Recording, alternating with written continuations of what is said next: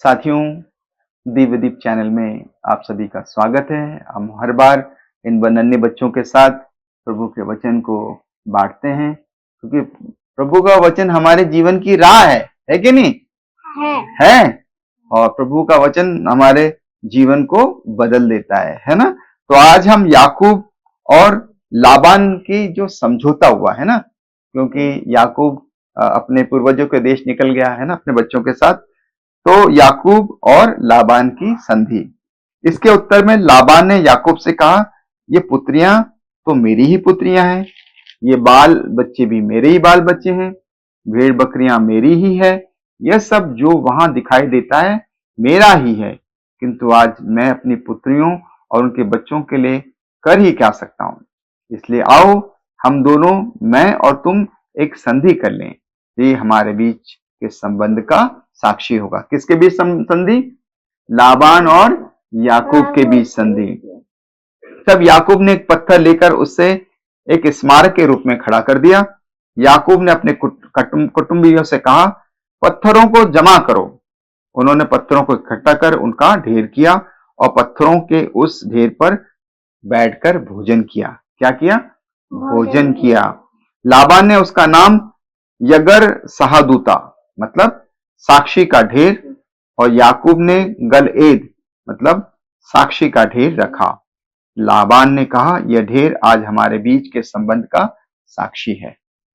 उसने उसका नाम गलएद और मिस्पा मतलब निगरानी का स्थान, क्या मतलब क्या? निगरानी का स्थान रखा, क्योंकि उसने कहा, जिस समय हम एक दूसरे से अलग रहेंगे उस समय प्रभु हम पर निगरानी रखेगा। कौन निगरानी रखेगा? प्रभु। यदि तुम मेरी पुत्रियों से बुरा व्यवहार करोगे या मेरी पुत्रियों के अतिरिक्त दूसरी स्त्रियां रखोगे, तो याद रखो कि चाहे कोई दूसरा व्यक्ति हमारे साथ हो या न हो, ईश्वर तुम्हारे और मेरे बीच साक्षी होगा। कौन रहेगा? ईश्वर साक्षी रहेगा। लाबान ने याकूब से यह भी कहा, पत्थरों के इस ढेर और इस स्तंभ को देखो, जिसे मैंने अपने और तुम्हारे बीच खड़ा किया है।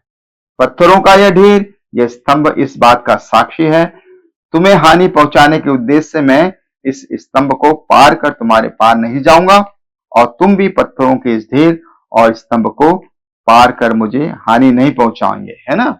दोनों में संमति हुई कि भैया तुम यहां पर रहना और ये जो स्तंभ बना है उसको पार नहीं करना, हम एक दूसरे का आदर और सम्मान करेंगे। इब्राहिम का ईश्वर और नाहोर का ईश्वर अर्थात उसके पूर्वजों का ईश्वर मेरे और तुम्हारे बीच इस बात का साक्षी होगा। इस पर याकूब ने उससे ईश्वर की शपथ खिलाई। क्या शपथ खिलाई उससे? कि जिस पर उसके पिता याकूब की श्रद्धा थी। याकूब के ईश्वर की श्रद्धा किस पर थी? पिता इब्राहिम के ईश्वर पर, है ना? इसके बाद याकूब ने पहाड़ पर एक बलि चढ़ाई और भोजन के निमित्त अपने कुटुंबियों को आमंत्रित किया। उन्होंने भोजन किया और उसी पहाड़ पर रात बिताई। है ना? तो किस तरह ईश्वर की निगरानी करता है ना?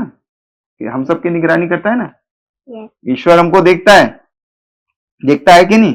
देखता है। हाँ, कि हम लोग स्वस्थ रहें, अच्छे रहें, और ईश्वर के ने हमें जो बनाई है ना, ईश्वर ने हमको सृष्टि में हमको भेजा है।